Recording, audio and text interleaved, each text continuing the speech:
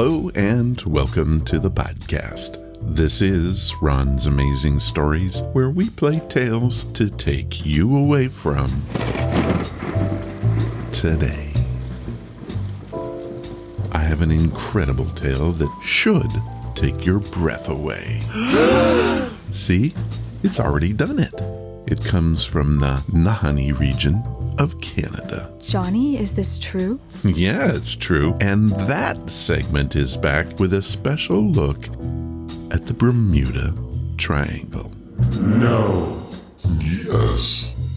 Oh, and Tom is back with more growing up, and we hear more of our story, Anything You Can Do, from Mark.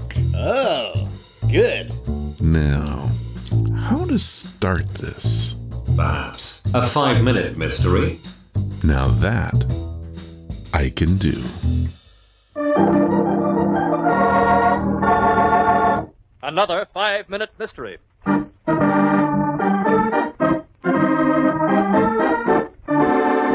This 5-minute mystery is being brought to you by His Girl Friday. I know what you're thinking. Isn't that supposed to be His Man Friday?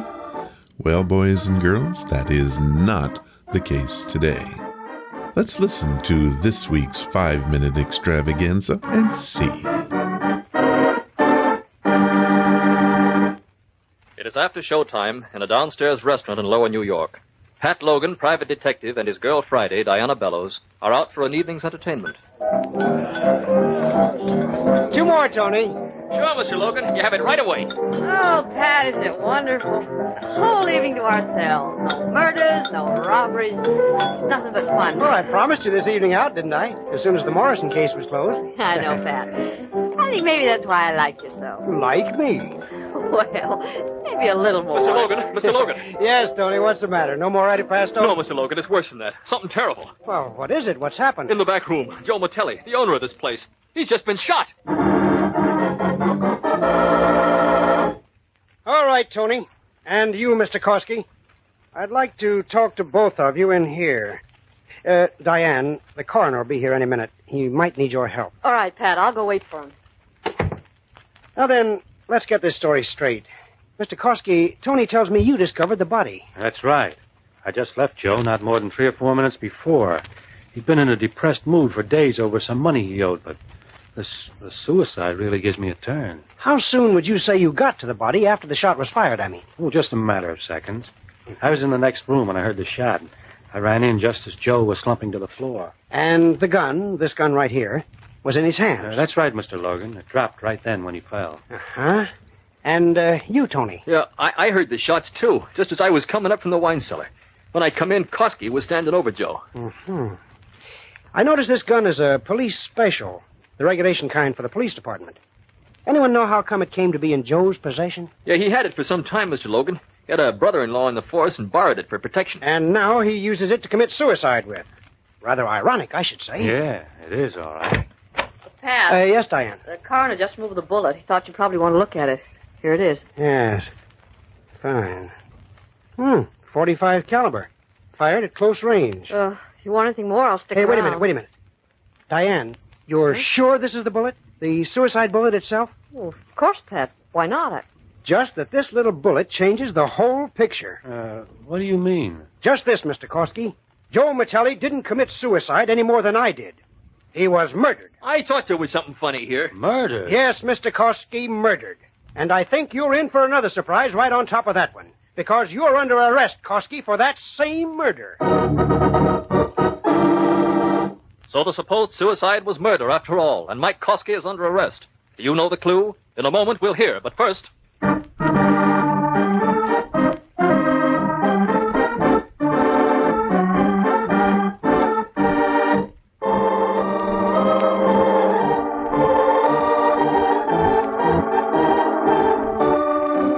Man, I thought it was going to take him forever to put that together. The gun in question was a .38 police special, and the bullet was from a .45. I wonder if that had anything to do with this case. Nah, I'm sure that just has to be a coincidence. Now, let's get back to the story.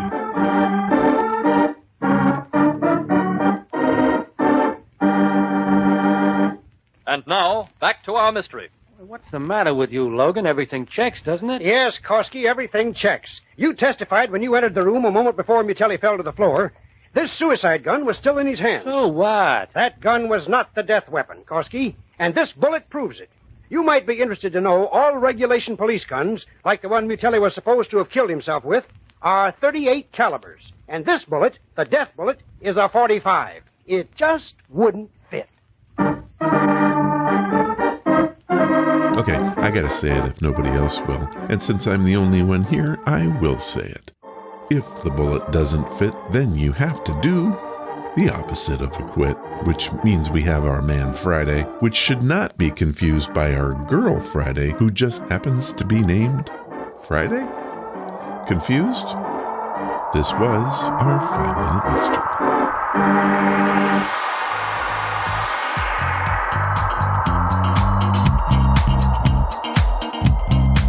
What's that you say? I have to say this. I was a guest on a podcast this week. It was called Journey Through the Gate and is hosted by Sysco Murdoch. This is a paranormal show with all kinds of stories that reveal both the dark and light sides of all things creepy. Sysco is a wonderful host, and I hope you give this podcast a look. I will have the link in the show notes. Also, you can search Facebook for Sysco Murdoch or Journey Through the Gate. I have to say, my journey was fun, and to Sysco I say, I can't wait for you to have me back on the show. I received this tweet from Minzy302. Ron, I love your podcast and have been listening from the beginning on the archive site. The difference between then and now is staggering. You have done so much. My question is, are we really done with OTR? Well, Minzy, the response to the new show format has been nothing short of wow. In fact, people have said that they don't miss the old-time radio and want to hear even more listener stories. Also, the reading of the classic short stories from our past seems to be the way to go. While I agree, I have decided to not kill all of the old-time radio. However, we will not lean on them as our bread and butter. Also, to those of you on the radio side, I hear and obey. We will not be changing the format of that show in October, as I stated a few weeks ago. It will continue to be the same as the podcast. I guess in the long run, it's easier for me, and it's what you want, and I'm all about that. I've been told that I don't mention this enough, and so at this time, right here and right now, I'm going to tell you that my day job is as a freelance editor. I'm the guy that edits the books that you read on Amazon. I've done everything from textbooks to Jim Harold's latest book. I've done memoirs to fiction, and you can even throw in a few children's books. This profession probably comes as no surprise to you because storytelling and story editing go hand in hand, or at least it should. If you have any work that needs editing, head to editwriteforyou.com. I currently have slots open, and I'm taking on new clients. That website again is editwrite4u.com. Lastly, don't forget that I'm looking for your scary stories for the upcoming month of Spooky 2018. Head to ronsamazingstories.com and click on the story submission banner and tell us what you got. Thank you. And now, these are your stories. These are your stories, sent by you, for you.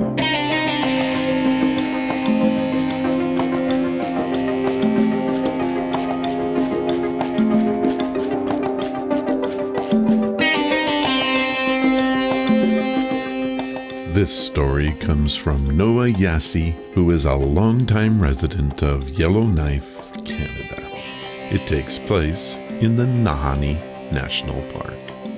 Now, you know that I had to do some research, because that's what I do. Nahanni National Park Reserve is in the Northwest Territories of Canada. It's approximately 300 miles west of Yellowknife. The centerpiece of the park is the South Nahanni River. Tribal legends describe a wolf-like evil spirit that roams the valley and kills people by biting off their heads. Though the so-called Headless Valley lies in Canada, its resident monster has also been sighted in Alaska at least once by an American mechanic who described it as a wolf on steroids. The cast and crew of the American TV show Alaska Monsters claim to have narrowly escaped an encounter with the beast. Now, why did I tell you all this? Well, let's talk about that more after we hear Noah's story. I received an email from Noah that said that he wanted to share a story with the podcast, but didn't feel up to writing it. That was no problem for me, and we quickly set up a phone call. The connection? It was awful. Noah said that the cell service in his area has been really spotty at best over the last few weeks. We muscled through all of the distraction, but recording Noah was impossible. In the end, I took the bits and pieces and wrote what you're about to hear, of course, after obtaining Noah's approval. Here is Noah's story.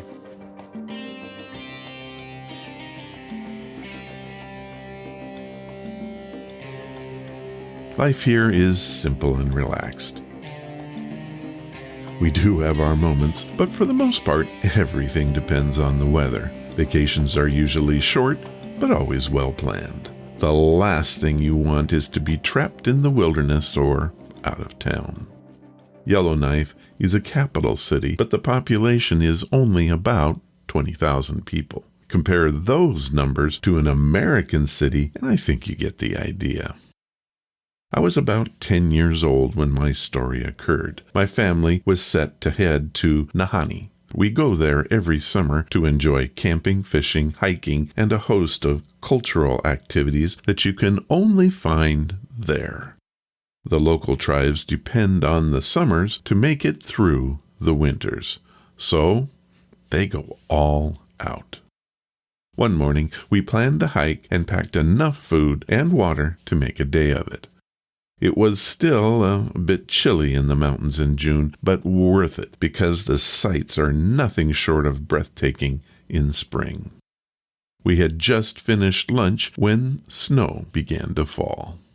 It is not unheard of for snow in June, but it is rare.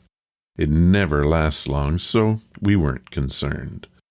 When it began to get heavy, we decided to turn back and finish the hike on another day. Most likely tomorrow, all of this would be gone. It was then my dad noticed the tracks in the snow. They were wolf-like, but the spacing and size were off. They were much too large and spread out. The night before, we had been telling each other ghost stories around the campfire. One of the stories was about a wolf spirit that is said to inhabit the area. One thing for sure, these tracks were following us. My dad took the lead, and we all followed close behind. There was my mom, 2 sisters, my brother Joshua, and I. We were coming down a steep but passable downslope when we heard the first sounds. At first, it was a guttural growl. Something out of those Wolfman movies of the early 1970s. It became louder and more pronounced the closer we got to the valley. My dad told us to group up and stay on the path. He reached into his pack and pulled out his handgun. As we rounded the corner, we saw what was an impossibly sized, wolf-like creature.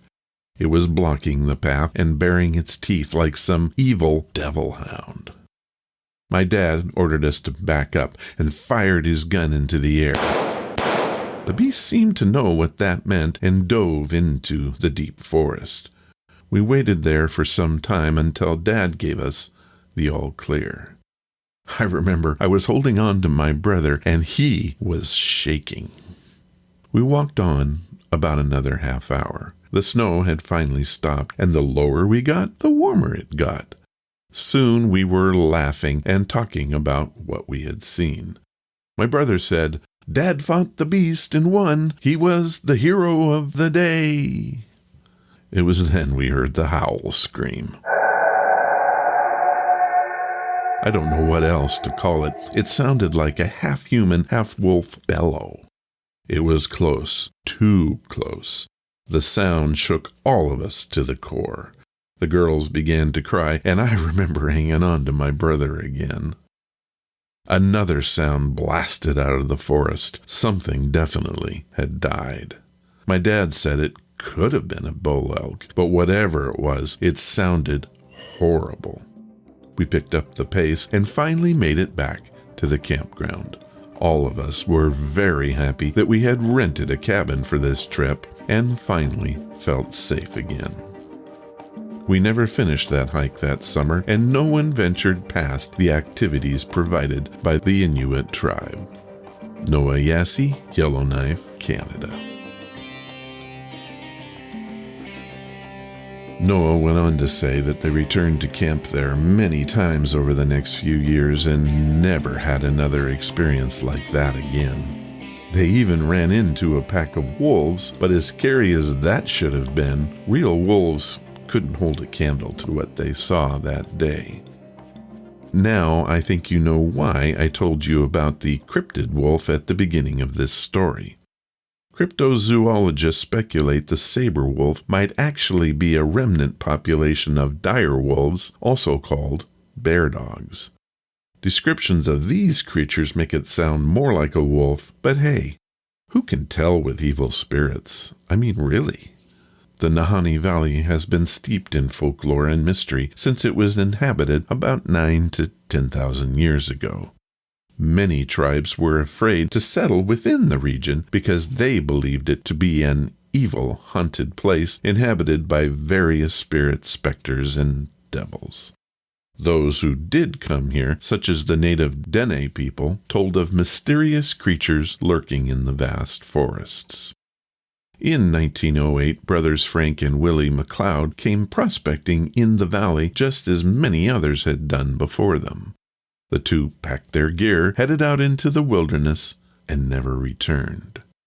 After a year had passed, it was presumed that the brothers must have succumbed to the elements or any of the countless perils the area had to offer.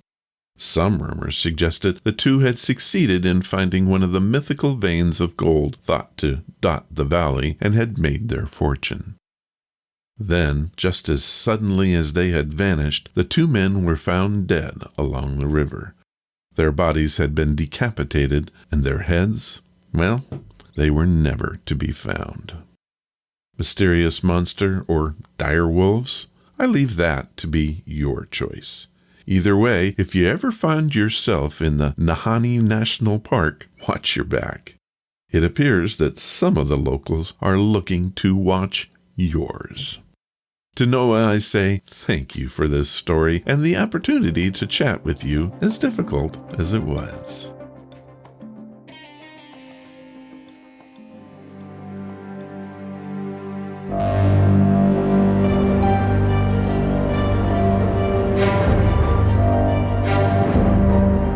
Johnny, is this true? Okay, I like to surf the internet looking for stories and other oddities.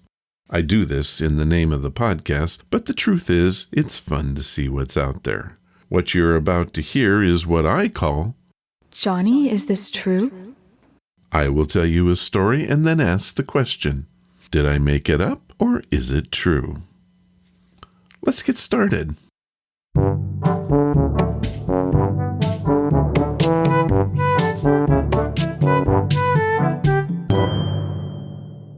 This time on Johnny, is this true? we have tales from the Bermuda Triangle. This is a mythical section of the Atlantic Ocean found near Miami, Bermuda, and Puerto Rico. Here, dozens of ships and airplanes have disappeared. Unexplained stories from all ages, including one in which a squadron of U.S. Navy bombers disappeared and were never found. This time I will present the story, and all you have to do is tell me if it's true or did I make it up. Here we go. Story 1. May Hamlin of New Brunswick was traveling with her son in 1977 from Miami to Puerto Rico. They were aboard a Cessna 172N. It was a certified flight, and they were going to visit relatives. About an hour into the flight, the plane disappeared off radar, and all attempts to contact them went unanswered. Experts estimated that it should take them about 2.5 hours for them to arrive, and so they waited. 4 hours passed, and the plane was assumed lost.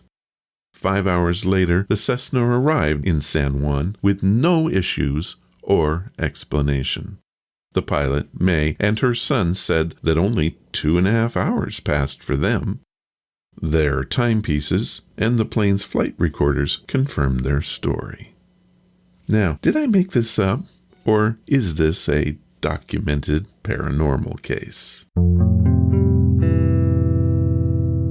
Danged if I just didn't do a bit of research and fabricate this whole thing. Did I fool you? I think I fooled you. My story was pretty convincing.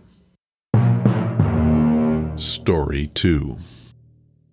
An incident resulting in the loss of hundreds of lives occurred when the USS Cyclops, carrying a full load of ore, went missing without a trace on March 4th, 1918. The ship departed the island of Barbados and was never heard from again.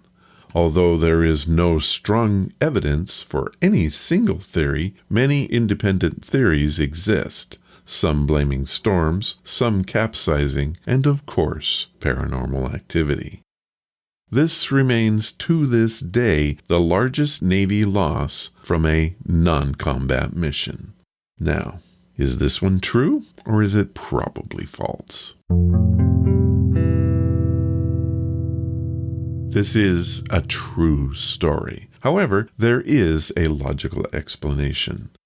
2 of the Cyclops' sister ships, the Proteus and the Nereus, were subsequently lost in the North Atlantic during World War II. Both ships were transporting heavy loads of metallic ore similar to what was loaded on the Cyclops during her fatal voyage. In all 3 cases, structural failure due to overloading with a much denser cargo than was designed is considered to be the most likely cause of their sinking. Story 3. Did Christopher Columbus have a bout with the Bermuda Triangle? There is some proof that he did. The original log of Christopher Columbus and his personal diary of the voyage have been lost. However, a story was reported by Bartolome de las Casas sometime in the 1530s. He wrote the Diario of Christopher Columbus's first voyage to America. It was based on his father and uncle's account. They traveled with Columbus on that historic adventure. The Diario contains 2 notes regarding strange lights seen by Columbus and his crew in the area which is now known as the Bermuda Triangle. The first occurred on Sunday, September 15th, 1492. The account reads as follows. They sailed that day and night 27 leagues and a few more on their route to the west. And on this night, at the beginning of it, they saw a marvelous branch of fire fall from the sky into the sea, distant from them 4 or 5 leagues. The second account reads, and I paraphrase, after sunset, he steered on his former course to the west. A sailor named Rodrigo saw at the 10th hour of the night a light, though it was something so faint that he did not wish to affirm it. He called the steward and told him there seemed to be a light and for him to look. And thus he did and saw it. It was like a small wax candle that rose up and lifted up. Now, did I just make all that up? Surely Columbus got nowhere near the Bermuda Triangle. Or did he? If you said he did, then you got it right. While I did paraphrase much of this story, it is a documented case of the crew seeing strange lights while in the area. In fact, Shakespeare thought enough of it to include this account in his play, The Tempest. About that. Story 4. On January 31st, 1921, a ship was found aground on the shoals off the coast of North Carolina. There were speculations that the vessel was involved in rum running. However, when the investigation team from Barbados reached the vessel after days of effort in rough seas, they found a deserted ship with all crew members missing. Also missing were the crew's personal belongings, ship's navigational equipment, logbooks, and life rafts. Is this a true mystery or a figment of a podcaster's imagination? It happened. Often known as the ghost ship of the Outer Banks. The disappearance of the Carol A. Deering, along with its crew in the Bermuda Triangle, has been a mystery. Reports suggest that as many as 9 vessels disappeared during that period, and none of which were ever heard from again.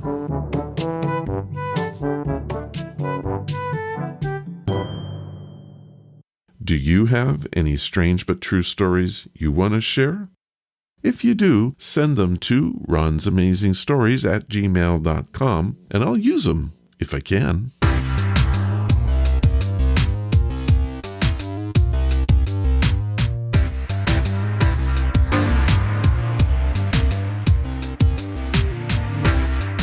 Next, it's time for another episode of Anything You Can Do by Randall Garrett. Last week, we left the Nipe staking out and preparing to rob an optical equipment shop in Miami. Meanwhile, Super Detective Stanley Martin was out in the asteroid belt freeing a kidnapped child, using his remarkable ability to put himself in a cataleptic coma at will. Somehow, all this is related, right? Well, it's time to find out more in Chapter 12 of Anything You Can Do. St. Louis hadn't been hit during the Holocaust. It still retained much of the old-fashioned flavor of the 19th and 20th centuries, especially in the residential districts. The old homes, some of them dating clear back to the time of Sam Clemens and the paddle-wheel steamboat, still stood, warm and well-preserved. Bart Stanton liked to walk along these quiet streets of an evening just to let the placid peacefulness seep into him. And, knowing it was rather childish, he still enjoyed the small Huckleberry Finn pleasure of playing hooky from the Neurophysical Institute. Technically, he supposed, he was still a patient there. More now that he had completely accepted Colonel Walther Mannheim's assignment. He was presumably under military discipline. He assumed that if he had asked permission to leave the Institute's grounds, he would have been given that permission without question. But, like playing hooky or stealing watermelon, it was more fun if it was done on the sly. The boy who comes home feeling deliciously wicked and delightfully sinful after staying away from school all day can have his whole day ruined completely by being told that it was a holiday and the school had been closed. Bart Stanton didn't want to spoil his own fun by asking for permission to leave the grounds, when it was so easy for a man with his special abilities to get out without asking. Besides, there was a chance, a small one, he thought, that permission might be refused for one reason or another, and Stanton was fully aware that he would not disobey a direct request, to say nothing of a direct order, that he stay within the walls of the Institute. He didn't want to run any risk of losing his freedom, small though it was. After 5 years of mental and physical hell, he felt a need to get out into the world of normal, ordinary, everyday people.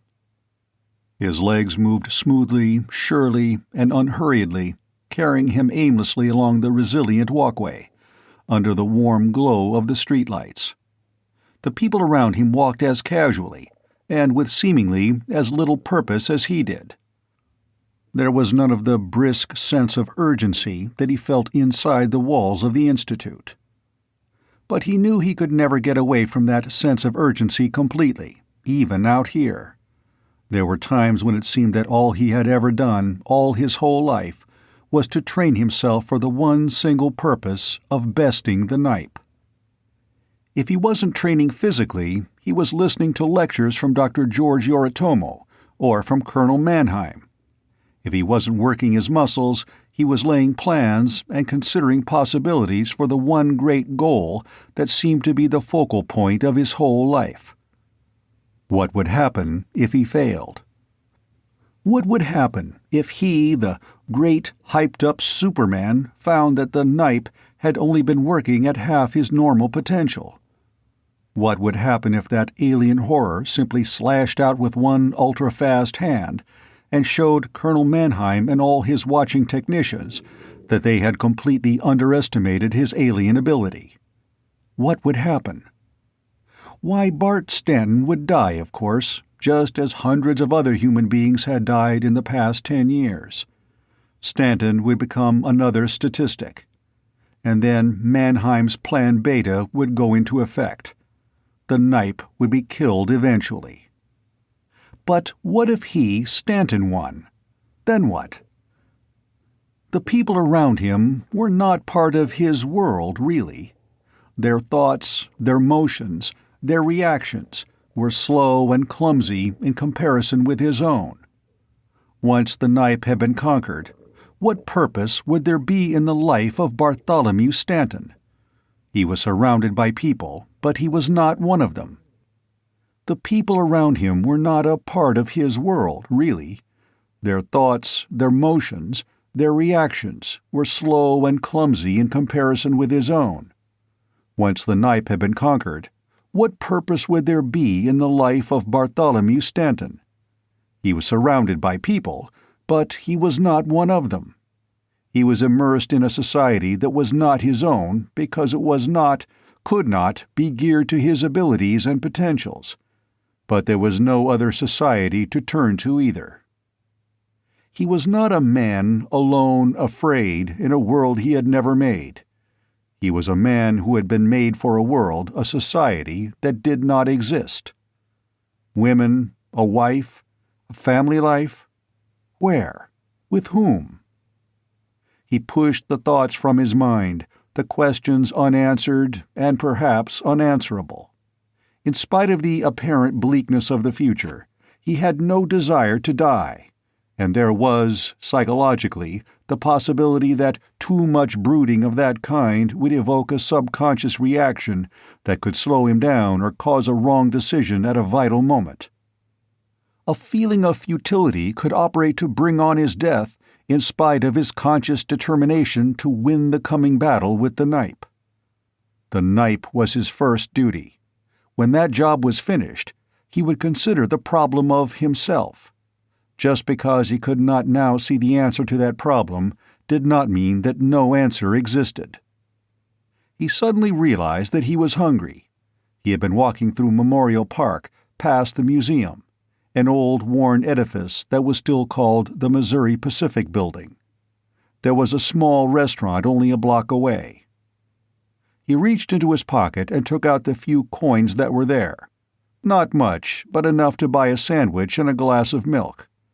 Because of the trust fund that had been set up when he had started the treatment at the Neurophysical Institute, he was already well off, but he didn't have much cash. What good was cash at the Institute, where everything was provided? He stopped at a news vendor, dropped in a coin, and waited for the reproducing mechanism to turn out a fresh paper. Then he took the folded sheets and went on to the restaurant. He rarely read a news sheet. Mostly, his information about the world that existed outside the walls of the Institute came from the televised newscasts. But occasionally he liked to read the small, relatively unimportant little stories about people who had done small, relatively unimportant things. Stories that didn't appear in the headlines or the newscasts. The last important news story that he had heard had come 2 nights before. The Nipe had robbed an optical products company in Miami. The camera had shown the shop on the screen. Whatever had been used to blow open the vault had been more effective than necessary. It had taken the whole front door of the shop and both windows, too. The bent and twisted paraglass that had lain on the pavement showed how much force had been applied from within. And yet, the results had not been those of an explosion. It was more as though some tremendous force had pushed outward from within. It had not been the shattering shock of high explosive, but some great thrust that had unhurriedly but irresistibly moved everything out of its way. Nothing had been moved very far, as it would have been by a blast. It appeared that everything had simply fallen aside, as though scattered by a giant hand. The main braces of the storefront were still there, bent outward a little, but not broken. The vault door had been slammed to the floor of the shop, only a few feet from the front door. The vault itself had been farther back, and the camera had showed it standing wide open, gaping. Inside, there had been pieces of fragile glass standing on the shelves, unmoved, unharmed. The force, whatever it had been, had moved in one direction only, from a point within the vault, just a few feet from the door, pushing outward to tear out the heavy door as though it had been made of paraffin or modeling clay. Stanton had recognized the vault construction type, the Voisier construction, which, by test, could withstand almost everything known, outside of the actual application of atomic energy itself. In a widely publicized demonstration several years before, a Voisier vault had been cut open by a team of well-trained, well-equipped technicians. It had taken 21 hours for them to breach the wall, and they had had no fear of interruption, or of making a noise, or of setting off the intricate alarms that were built into the safe itself. Not even a borazon drill could make much of an impression on a metal which had been formed under millions of atmospheres of pressure. And yet, the Nipe had taken that door out in a second without much effort at all. The crowd that had gathered at the scene of the crime had not been large. The very thought of the Nipe kept people away from places where he was known to have been. The specter of the Nipe evoked a fear, a primitive fear, fear of the dark and fear of the unknown, combined with the rational fear of a very real, very tangible danger. And yet there had been a crowd of onlookers. In spite of their fear, it is hard to keep human beings from being curious. It was known that the Nipe didn't stay around after he had struck, and besides, the area was now full of armed men. So the curious came to look and to stare in revulsion at the neat pile of gnawed and bloody bones that had been the night watchman, carefully killed and eaten by the Nipe before he had opened the vault. Thus curiosity does make fools of us all, and the native hue of caution is crimsoned o'er by the bright red of morbid fascination. Stanton went through the door of the automatic restaurant and walked over to the vending wall. The big dining room was only about 3/4 full of people, and there were plenty of seats available. He fed coins into the proper slots, took his sandwich and milk over to a seat in one corner, and made himself comfortable. He flipped open the newspaper and looked at the front page. And for a moment, his brain seemed to freeze. The story itself was straightforward enough. Benheim kidnappers nabbed. Stan Martin does it again. Series, June 3. Interplanetary News Service. The 3 men and 3 women who allegedly kidnapped 10-year-old Shmuel Benheim were brought to justice today through the single-handed efforts of Stanley Martin, famed investigator for Lloyd's of London. The boy, held prisoner for more than 10 weeks on a small planetoid, was reportedly in good health. According to Lieutenant John Vale of the Planetoid Police, the kidnap gang could not have been taken by direct assault on their hideout, because of fear that the boy might be killed. The operation required a carefully planned one-man infiltration of their hideout, Lieutenant Vale said. Mr. Martin was the man for the job. Labeled the most outrageous kidnapping in history, The affair was conceived as a long-term method of gaining control of Heavy Metals Incorporated, controlled by Moshe Ben Chaim, the boy's father. The details... But Bart Stanton wasn't interested in the details. After only a glance through the first part of the article, his eyes returned to the picture that had caught his attention. The line of print beneath it identified the picture as being that of a man named Stanley Martin. But a voice in Bart Stanton's brain said, "Not Stan Martin. The name is Mart Stanton." And Bartholomew felt a roar of confusion in his mind, because he didn't know who Mart Stanton was, and because the face in the picture was his own. You must have already suspected that Stanley Martin is really Mart Stanley, Bart's twin brother.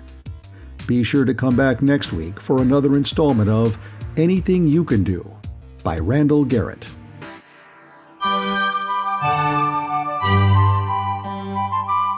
As read by. Amazing stories read by amazing people. This time on As Read By, we continue growing up with Tom Williams. Tom lives in Berlin, Germany, was raised in the South, and he's sent in these tales from his youth. This time, Tom tells us what he did for money in this story he calls... Growing Up, Earning $1. While growing up, as I mentioned before, we didn't consider ourselves poor. It was just that we didn't have much of things. As long as we had a little food on the table and the basics, we were fine. There wasn't much for us to compare ourselves to, as I've mentioned before. The kids down the street had fewer old clothes as we, so we were better off. That doesn't mean that I didn't have dreams, though. Oh, I had those, thinking back. It doesn't seem natural for a kid of 6 or 7 wanting a good idea to earn at least $5 so that he could open an account. That sum sticks in my head even today, and I'll never forget it. Even if I asked my father for 50 cents, he would retort, "Do I look like I'm made of money?" Or, "Do I look like a bank?" Then I knew he was short of money, too. But even when he could have given me the money, it had to be earned. "What are you going to do for it? Cut grass, mop floors for your mom?" It always had to be something. When I knew he wasn't in a position financially for me, I had to come up with some way to finance my weekends. And here they were. Number 1, go look for empty soft drink bottles for refunds.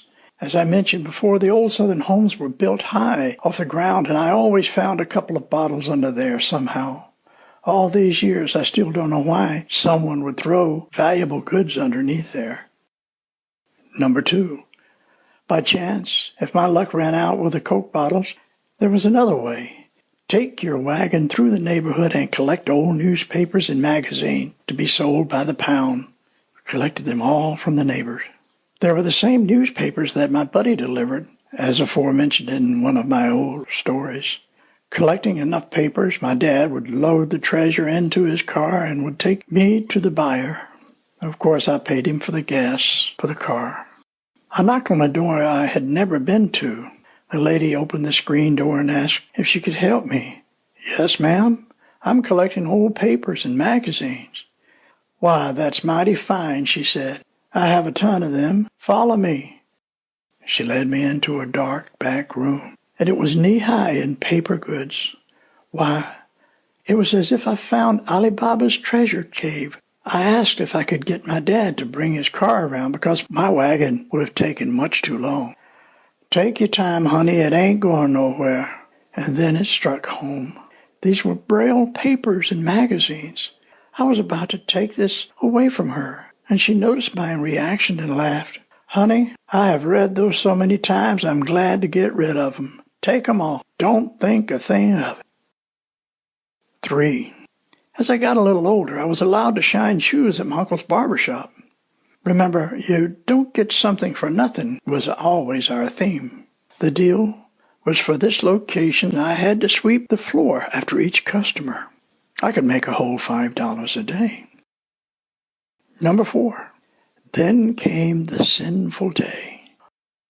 Walking to school one day, I found an almost full deck of playing cards that someone had lost or had thrown out of the car window. It wasn't just any pack of cards. It had girls on them. Topless at that. Mostly a side view, though. By today's standards, it was nothing. But then, oh my gosh, this was going to be a moneymaker. On our first break, a buddy offered me $1 for one card. One card. One whole dollar. The word got around and I had almost sold all of them when a heavy hand came down on my shoulder. "What you got there, boy?" I showed the teacher my last couple of cards, and he took me to the principal's office. Oh, I knew I was going to get a paddling for sure. Instead, he called up my mom at home and explained what I'd been caught doing, peddling smut. I later got both sides of the conversation from Mom. The principal: "Mrs. Williams, your son was caught selling playing cards with naked women on them." Mom: "How much was he making?" Principal: "Ma'am?" Mom: "How much did he make?" Principal: "Mrs. Williams, you don't understand. It was naked women on those cards." Mom: "You don't understand. How much did he make?" He turned to me and asked how much I made. I replied, "About $45. Mom heard that in the background, and Mom said to the principal, "That's not bad." At that point, the principal hung up the phone in disgust and sent me packing. He didn't understand that $45 was half as much as my dad made in a whole week, and I was bringing it home. 5. The last big-time job as a kid was a bag boy in a grocery store. 50 cents an hour in tips for bringing the bags out to the cars in the lot. One day a little old lady and granddaughter came shopping, but she bought so much she couldn't carry it all, and asked if I'd carry her groceries home for her. "It's just around the corner," with that little sweet drawl. "Okay, ma'am, we aim to please." After 4 or 5 corners, we arrived at her house. "Your name is Tommy, right?" "Yes, ma'am," I replied. "Well, I can't give you a tip today because I'm a little bit short, but someday my ship will come in." I then sarcastically responded, "My ship will come in too, one day, but knowing my luck, there'll be a dock strike." Now there's one note I want to make, a lesson that I learned for life. I did get a great work ethic there, and a perfect example to the story as such.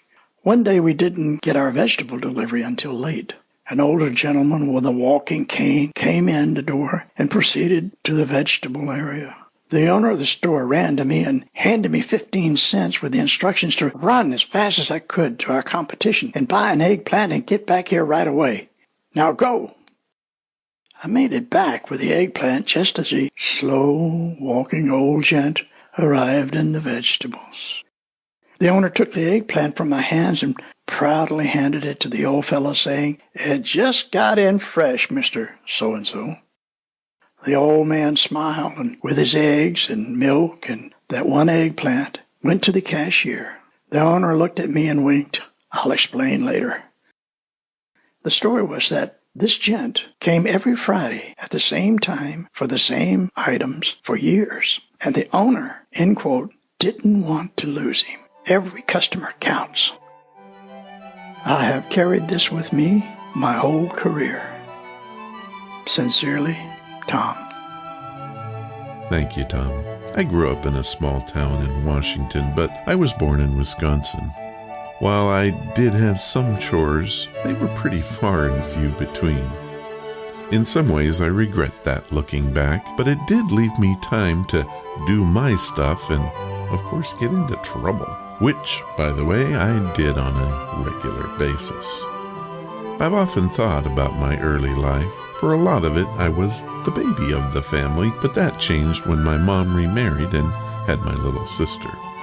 I did learn the importance of the almighty dollar when I was about 17. My dad told me I had to start doing some things and get some kind of job. I did, and I went to work for a local newspaper. I stayed with that company for about 10 years, doing everything from bundle spotting to area manager. True stuff. Thanks, Tom. You are the best. See you next time when Tom tells us all about red shorts and donkeys.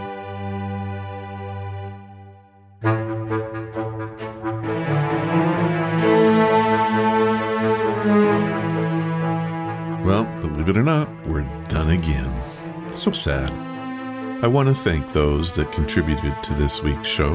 Sysco Murdoch for putting up with me on her podcast, Minzy302, Noah Yassi, Mark Nelson, and of course our own Tom Williams. Don't forget, we're getting close to the month of spooky, so get your spooky stories in today. If you want to follow the podcast or the blog, it's easy to do. Just head to ronsamazingstories.com. There you'll find all of the links you'll need. Oh, and please review the show. It really does help us to grow. Thank you for listening, and I hope you come again to find out what are Ron's Amazing Stories. All of the vintage audio used in the podcast is believed to be in the public domain. Ron's Amazing Stories does not own the rights to any of the old-time radio used here. If you hold the rights to any of the shows played, please contact us immediately at ronsamazingstories.com.